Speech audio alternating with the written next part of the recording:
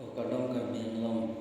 arak itu ang pandame ini nali tunna pani lega pacini jige ni le tumi barong dan lo si barong te ben long do tu sinali to pana paklang je pan sini ni non video sat nali to pana paklang ponji sini ni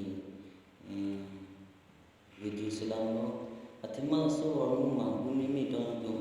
kusum se gitu thing ma kusum se ke chaklang thing ma sinang to pana paklang ponji pan si nang to kaptu pa ba pan tame pithek long na pate pachini na pan sini ni non video selang lo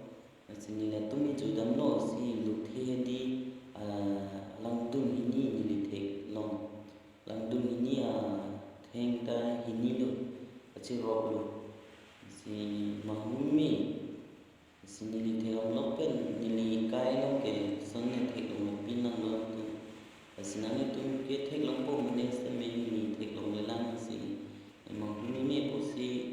nani to apana paklang manji pan sinili video hunde lo si nani tum katu ko be ka binorat kido an se me nani tum lang itha kuson si kiman ma kuson si kido thek ma nani tum lang itha si nani to apana paklang mo ko lo tu si ni channel ke la ra tu an me nani tum an pen se hado tu rat ka biang long rat ke thek long le tum ta ulang ko si uthot kapachini je panang tu un an ben sel hado tu pachini na ka biang long rat tum ta me ke thek long le tum ta ulang ko si ke thek long tum tu po mane sa me ni ka matha ke ong dum rat tum ke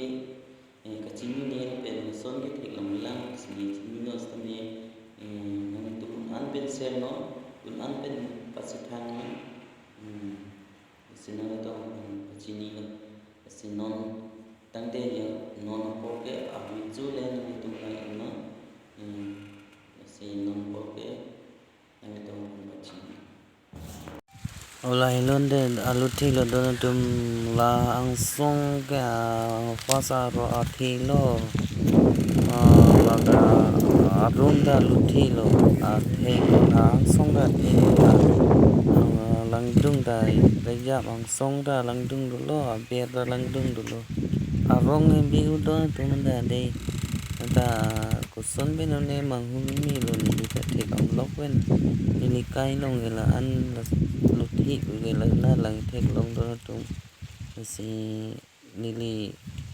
photo de me video de me snap de lo sinang paklang kon